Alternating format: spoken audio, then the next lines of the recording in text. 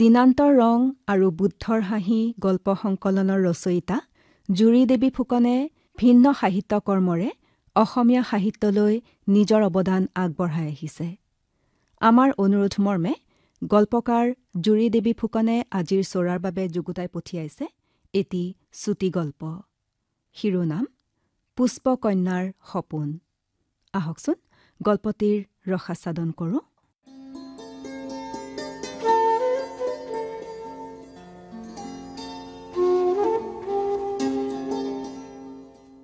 দাদা এইফালে ফুল লাগিব নেকি দাদা? আহক আহক দাদা, মালা লওক, ধুনীয়া মালা। এজাক তিৰোতাৰ ফুল বিক্ৰীৰ বাবে কৰা চিঞৰ বাখৰত গৌতম কাশ্যপ ৰৈ গ'ল। সৰু সৰু ফুলৰ দোকানবোৰৰ পৰা জীয়ৰী বোৱাৰীজাকে নিজৰ নিজৰ দোকানলৈ তাক মাতি আছে। হঠাতে গৌতমৰ চকু পৰিল তাৰ মাজতে এখন মৰম লগা শুৱনি মুখ। তাই কিন্তু আনৰ দৰে চিঞৰাৰ সলনি সলাচ হাঁহি এটিৰে হাতত মালা কেইধাৰীমান লৈ তালৈ চাই আছে। কিবা এক অবুজ আকৰ্ষণত গৌতমৰ ভৰিহাল সেইফালে আগবাঢ়ি গ'ল। কিমান দাম এই মালাডালৰ? 20 টকা দাদা। আৰু কিবা দিম নেকি? ধূপ চাকি?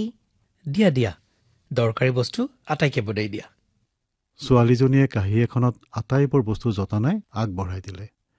হাত পাতি কাঁহীখন লওঁতে গৌতমৰ হাতত তাইৰ লাহি আঙুলিৰ স্পৰ্শ লাগিল। লাজুকী আভাৰে তাইৰ গাল দুখন গুলপীয়া হৈ পৰিল। সেই নিষ্পাপ সলাজ আভাৰে ৰাঙলী মুখখনলৈ চাই গৌতম কাশ্যপে কৈ পেলালে, জুনুককৈ বাজি উঠা তুমি এটি মিঠা কবিতা।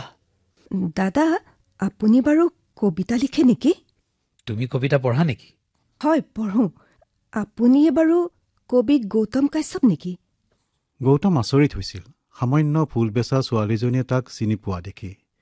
সি পোনপটীয়াকৈ উত্তৰ নিদি হাঁহি মাৰি ক'লে, আহি আছো ৰ'বা। পূজাৰ নৈবদ্য লৈ গৌতম ফুলৰ দোকানখনৰ পৰা আঁতৰি নিজৰ গাড়ীখনৰ কাষলৈ গ'ল।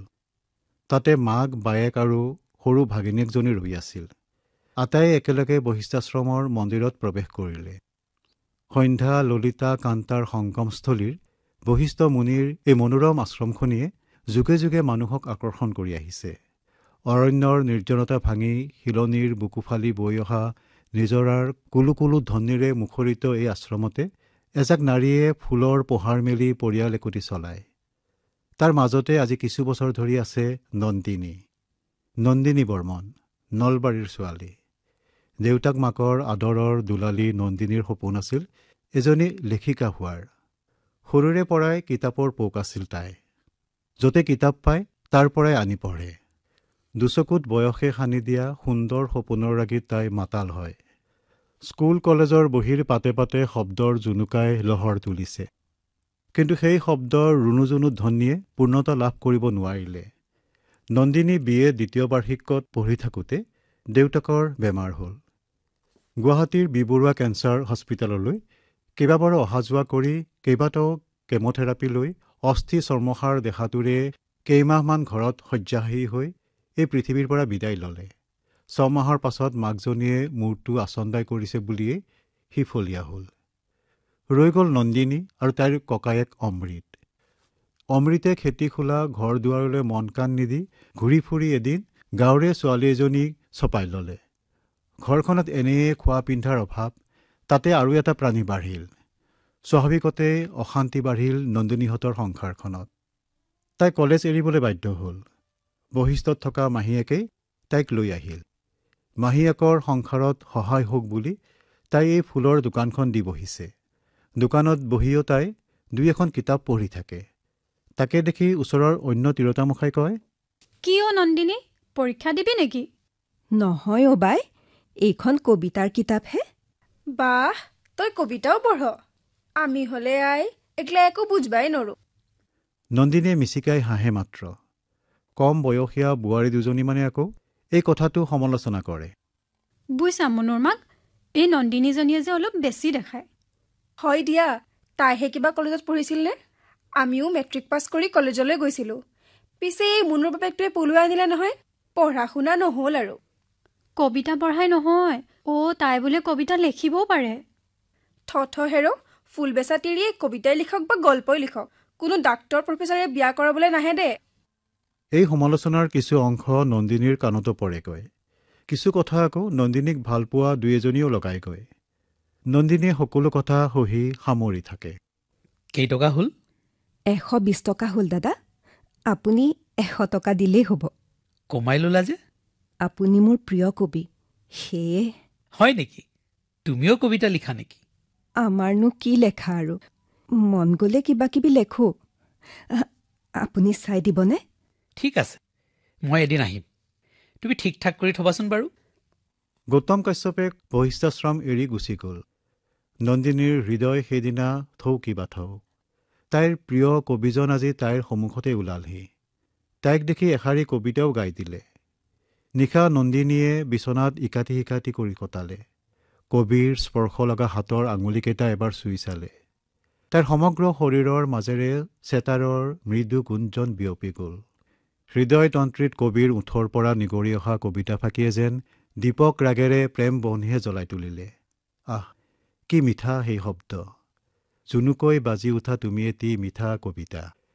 নন্দিনী নিজেই আজি এটা কবিতাৰ ভাস্কৰ্য হৈ পৰিল। যৌৱন যমুনাত স্নান কৰা নন্দিনীয়ে ইমান দিনে যেন কিহবাৰ অভাৱত শুকাই আছিল। আজিহে যেন তাই প্ৰথম যৌৱনমতী হ'ল। তাইক কথা দিয়াৰ দৰেই গৌতম কাশ্যপ তাৰ বন্ধু এজনক লৈ পুনৰ বশিষ্ঠাশ্ৰমলৈ আহিল। ক'লা ৰঙৰ গাড়ী দেখিলে চঞ্চল হৈ উঠা নন্দিনীৰ নয়ন আৰু হৃদয় সাৰ্থক কৰি সিদিনা সঁচায়ে গৌতম গাড়ীৰ পৰা নামি আহিল।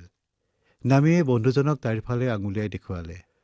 বন্ধুজনে কিবা এষাৰ হাঁহি হাঁহি কৈ গৌতমৰ পিঠিত ঢকা এটা মাৰিলে। নন্দিনী শিহৰিত হৈ পৰিল। তাইৰ দোকানৰ সকলোবোৰ ফুলে একেলগে কৈ উঠিল, আহিল আহিল নন্দিনী, তোমাৰ প্ৰেমৰ পুৰুষ আহিল। কুসুমৰ সুগন্ধিৰে নন্দিনী সুগন্ধি নাৰী হৈ পৰিল। তাইৰ ওঠেৰে বিয়পি পৰিল সলাজ হাঁহিৰ আভা। আৱেগত বাকৰুদ্ধ হৈ পৰা নন্দিনীলৈ চাই গৌতমে মাত দিলে, কি হ'ল? চিনি পোৱা নাই? কি যে কয় দাদা, আপোনাক মই চিনি নাপাম? আপুনি মোৰ আজন্ম চিনাকি কবি। বা সঁচা নে?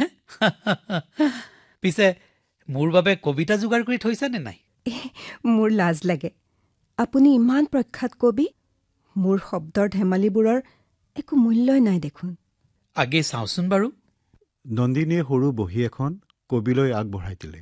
গৌতমে হাত পাতি বহীখন লৈ ক'লে, মই আজি লৈ যাওঁ, দুদিনমানৰ পাছত আকৌ আহিম। বন্ধুজনৰ সতে চা চিনাকি কৰাই নন্দিনীৰ কবিতালৈ গৌতম গুচি গ'ল। সিদিনা কামৰ ব্যস্ততাত গৌতমৰ নন্দিনীৰ কবিতা পঢ়া নহ'ল। পিছদিনা মেলি ল'লে নন্দিনীৰ কবিতাৰ বহীখন। গৌতমে ভবাতকৈ নন্দিনীয়ে ভাল লিখিছে। তাৰ আকৰ্ষণ বাঢ়ি যাবলৈ ধৰিলে। মন অজন্তাৰ গহীন গুহাত ফুলি উঠা মোৰ প্ৰেম ফুল হৈ ফুলে। কুসুম মালিকাৰ প্ৰতিপাহ ফুল একোটি মিঠা চুম্বন হৈ তোমাৰ বাবেই বাট চাই থাকে। বাহ, বঢ়িয়া প্ৰেমৰ কবিতা লিখিছে নন্দিনীয়ে। গৌতমৰ মুখমণ্ডল হাঁহিৰে উদ্ভাসিত হৈ পৰিল। কাৰ বাবে লিখিছে নন্দিনীয়ে এই কবিতা? নন্দিনীৰ প্ৰতি গৌতমৰ মৰম লাগি গ'ল। তাইৰ কবিতাৰ পংক্তিয়ে তাৰ পুৰুষ হৃদয়ৰ কোনোবাখিনিত টুকুৰিয়ালে। বশিষ্ঠৰ কোনোবা নিৰিবিলি বৃক্ষৰ ছায়াত দুবাহুৰে নন্দিনীক আলিংগন কৰি তাৰ কবিতা শুনাবৰ মন গ'ল। পিছদিনা কলেজৰ ক্লাছকেইটা শেষ কৰি সি পুনৰ বশিষ্ঠলৈ গ'ল। নন্দিনীৰ দোকানত কেইগৰাকীমান গ্ৰাহক ব্যস্ত হৈ থকা দেখি গৌতম কাশ্যপ নিজৰ গাড়ীখনত আউজি ৰৈ থাকিল। হাতত নন্দিনীৰ কবিতাৰ বহীখন। এটা সময়ত গ্ৰাহক আঁতৰিলত নন্দিনীৰ ফালে কবি আগবাঢ়ি গ'ল। কি সাংঘাতিক প্ৰেমৰ কবিতা লিখিছা নন্দিনী। নাই, এনেই কিবা লিখিছো আৰু। সঁচা কৈছো নন্দিনী, মই তোমাৰ কবিতা প্ৰকাশ কৰিম, কবি সন্মিলনলৈ লৈ যাম। তুমি এনেদৰে সোমাই থাকিলে নহ'ব নহয়। কবি গৌতম কাশ্যপে বাতৰি কাকতত নন্দিনীৰ কবিতা প্ৰকাশ কৰাইছিল। দুই এখন কবি সন্মিলনলৈ তাইক লৈও গৈছিল। সুন্দৰী নাৰীৰ সুললিত কণ্ঠৰ কবিতা জনপ্ৰিয় হ'বলৈ বেছি সময় নালাগিল। নন্দিনী, দৰকাৰী খা খবৰবোৰ দিবলৈ মই সকলো সময়তে ইয়ালৈ অহাটো অসুবিধা হয়। সেয়ে এই মোবাইল ফোনটো তোমাক প্ৰেজেণ্ট কৰিলোঁ। চিম কাৰ্ড ভৰাই দিছোঁ। ধুনীয়া মোবাইল এটা গৌতমে নন্দিনীলৈ আগবঢ়ালে। লওঁ নলওঁ কৰি তাই হাত পাতি ল'লে। মোবাইলটো দিয়াৰ পাছৰ পৰা নিশা এপৰলৈ গৌতমে নন্দিনীৰ সৈতে কবিতাৰ কথা পাতে। প্ৰেমৰ পংক্তিৰে জীপাল কৰে নন্দিনীৰ মৰম আকলোৱা বুকু। লাহে লাহে নন্দিনী গৌতমৰ প্ৰেমৰ পাশত বন্দী হৈ গৈ থাকিল। কবিতাৰ সভাবোৰলৈ নন্দিনীয়ে মাজে সময়ে গৈ থকা কথাটো মাহীয়েকে বৰ ভাল নাপালে। ব্যৱসায়ৰ ক্ষতি হোৱাৰ উপৰি নন্দিনীৰ কিবা ক্ষতি হোৱাৰ ভয়ত মাহীয়েক সচকিত হয়। ফুল বেচা তিৰোতামুখাই তাইক বেলেগ চকুৰে চোৱা হ'ল। সিহঁতৰ মাজৰ ৰসাল আলোচনা হয়। এনে পৰিস্থিতিত পৰি নন্দিনীয়ে আজিকালি কবি সন্মিলনবোৰলৈ যোৱাটো কমাই দিলে যদিও গৌতমে নিয়মিত তাইলৈ ফোন কৰি থাকে। মহানগৰীৰ সীমা পাৰ হৈ শ্বিলং, হাজোলৈ কেতিয়াবা লৈ যায়। কবিৰ উষ্ম আলিংগনত আবদ্ধ নন্দিনী আৱেগত থৰে থৰে কঁপি উঠে। নিশা ঘৰলৈ উভতি আহি নন্দিনীয়ে পৃষ্ঠা ভৰাই লিখে প্ৰেমৰ কবিতা। পাছদিনা বৰ আলফুলে হেঁপাহেৰে ফুলৰ মালা গাঁঠে। মাহীয়েকে এদিন এইবোৰ কথালৈ খং কৰাত তাই গৌতমক কৈছিল, আপোনাৰ লগত ওলাই যোৱা বাবে মাহীয়ে বেয়া পাইছে, খং কৰিছে মোক। হয় নেকি? পিছে তুমিতো মোৰেই এটা মিঠা কবিতা।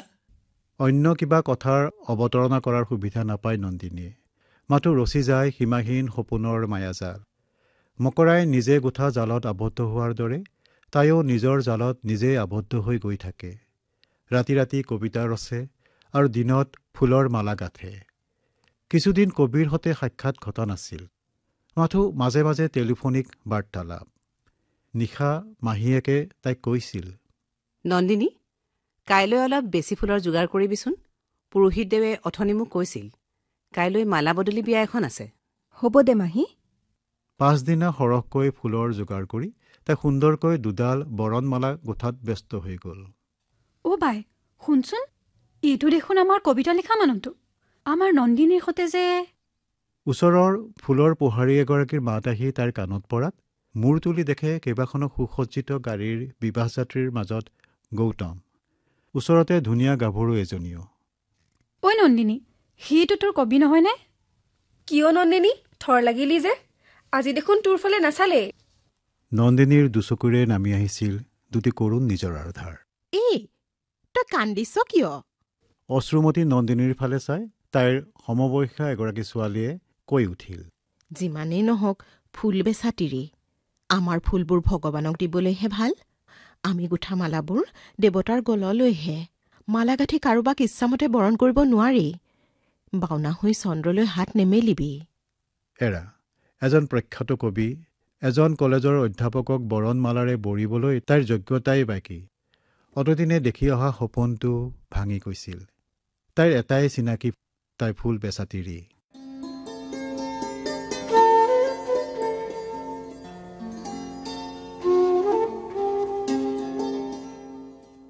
পুষ্পকন্যাৰ সপোন। জুৰি দেৱী ফুকনৰ চুটি গল্পটি শুনিলে। গল্পটি পাঠ কৰিলে প্ৰবাল কুমাৰ শৰ্মাই।